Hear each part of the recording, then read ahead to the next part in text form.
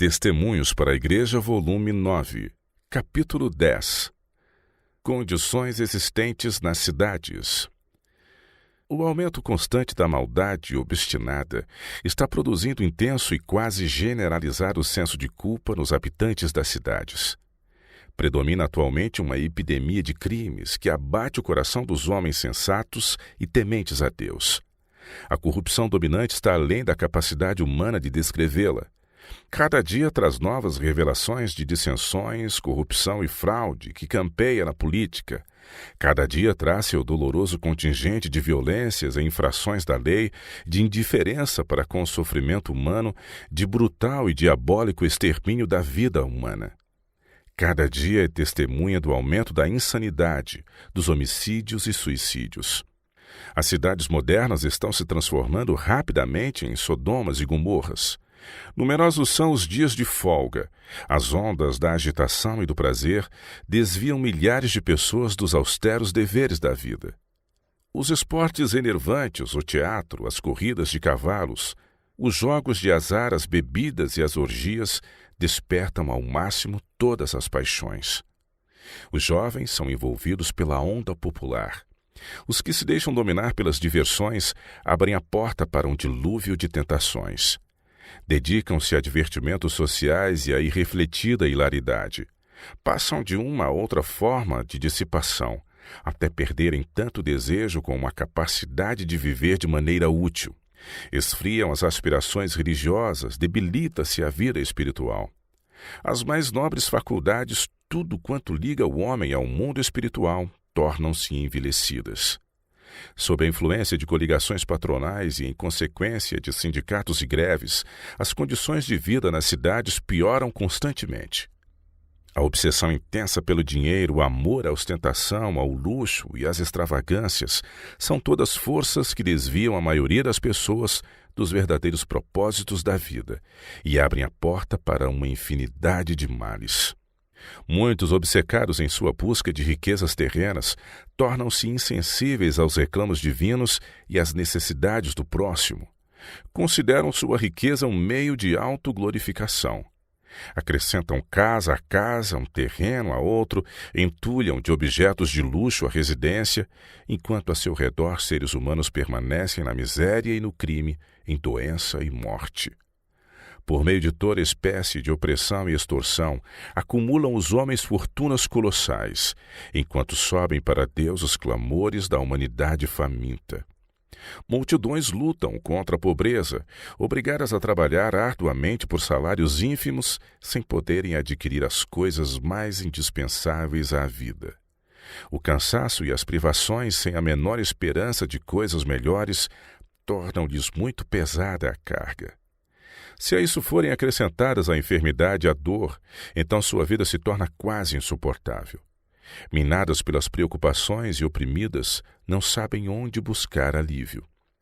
As Escrituras descrevem as condições em que se encontrará o mundo às vésperas da segunda vinda de Cristo. O apóstolo Tiago traça um quadro da cobiça e opressão que hão de prevalecer então. Diz ele: Eia, pois agora vós, ricos, entesourastes para os últimos dias. Eis que o jornal dos trabalhadores que ceifaram as vossas terras e que por vós foi diminuído, clama. E os clamores dos que ceifaram entraram nos ouvidos do Senhor dos Exércitos. Deliciosamente vivestes sobre a terra e vos deleitastes. Cevastes os vossos corações como num dia de matança. Condenastes e matastes o justo. Ele não vos resistiu. Tiago 5, de 1 a 6. Tal é o quadro do estado atual das coisas. Pelo que o juízo se tornou atrás e a justiça se pôs longe, porque a verdade anda tropeçando pelas ruas e a equidade não pode entrar. Sim, a verdade desfalece e quem se desvia do mal arrisca-se a ser despojado. Isaías 59, 14 e 15. A própria igreja, que deveria ser a coluna e sustentáculo da verdade, fomenta o amor egoísta pelos prazeres. Para a obtenção de dinheiro para fins religiosos, a que meio recorrem muitas igrejas? Bazares, comidas, quermesses e até a rifas e coisas semelhantes. Frequentemente, o lugar consagrado para o culto divino é profanado por festanças em que se come, bebe, compra e vende e as pessoas se divertem. Dessa forma, desaparece na mente dos jovens o respeito à casa de Deus e a seu culto. Enfraquece o domínio próprio. O egoísmo, o apetite e o amor à ostentação são estimulados e fortalecidos com a prática. De tempos em tempos tem o Senhor revelado o seu modo de proceder. Ao sobrevir uma crise, ele se tem revelado interposto para impedir a execução dos planos de Satanás. Muitas vezes permitiu que nações, famílias, indivíduos chegassem a uma crise a fim de que a sua intervenção fosse notória. Então tornou manifesto que há um Deus em Israel que mantém a sua lei e vindica o seu povo.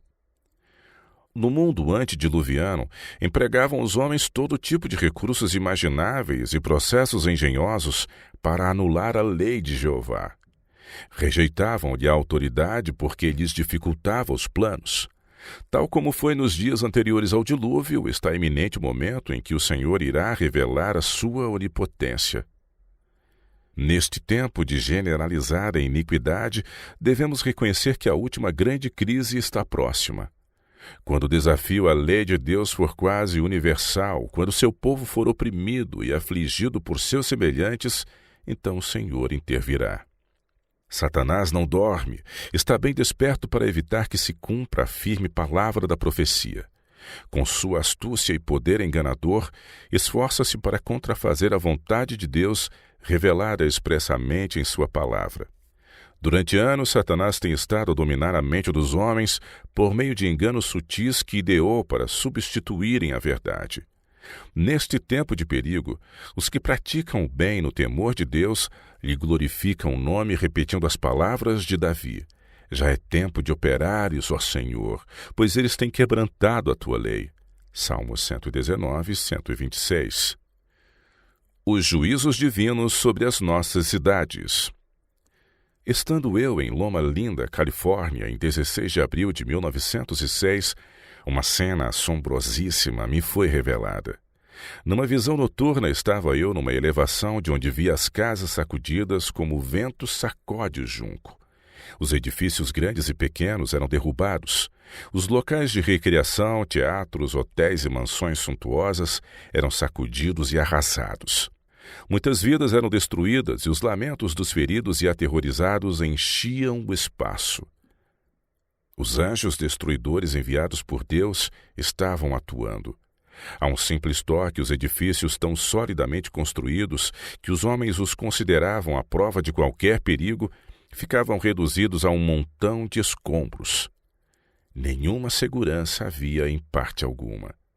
Pessoalmente, eu não me sentia em perigo, mas não posso descrever as cenas terríveis que me foram apresentadas. Parecia que a paciência divina se havia esgotado e tinha chegado o dia do juízo. O anjo que estava ao meu lado me disse então que poucas pessoas reconhecem a maldade imperante no mundo atual, especialmente nas grandes cidades. Declarou que o Senhor determinou um dia em que a sua ira castigará os transgressores pelo persistente menosprezo da sua lei. Conquanto terrível, a cena que me foi revelada não me causou tanta impressão quanto as instruções que recebi nessa ocasião. O anjo que estava ao meu lado declarou que a suprema soberania de Deus, o caráter sagrado da sua lei, devem ser manifestados aos que obstinadamente se recusam a obedecer ao Rei dos Reis. Os que preferem permanecer infiéis serão feridos pelos juízos misericordiosos, a fim de que, se possível for, cheguem a se despertar e a perceber-se da pecaminosidade do seu procedimento. Durante todo o dia seguinte, estive pensando nas cenas que me haviam sido reveladas e nas instruções que as acompanharam. À tarde fomos a Glendale, próximo de Los Angeles. No decorrer da noite seguinte, recebi novas instruções acerca do caráter santo e obrigatório dos 10 mandamentos e da supremacia de Deus sobre todos os governantes terrestres. Parecia-me estar perante uma assembleia, apresentando ao público os reclamos da lei divina. Li as passagens das Escrituras relativas à instituição do sábado no Éden, no final da semana da criação e à promulgação da lei no Sinai. Depois declarei que o sábado deve ser observado como concerto perpétuo, Êxodo 31:16, entre Deus e os que lhe pertencem, a fim de que saibam que são santificados por Jeová, seu Criador. A seguir, insisti na questão da soberania suprema do governo de Deus sobre todos os governos terrestres. Sua lei deve ser a norma de procedimento. Os homens estão proibidos de perverterem os sentidos por meio da intemperança ou submeterem a mente às influências satânicas, pois isso impossibilita a observância da lei de Deus. Conquanto o divino governador suporte com paciência a maldade, não pode ser enganado e não silenciará para sempre. Sua supremacia, sua autoridade como governador do universo devem ser finalmente reconhecidas e vindicados os justos reclamos da sua lei.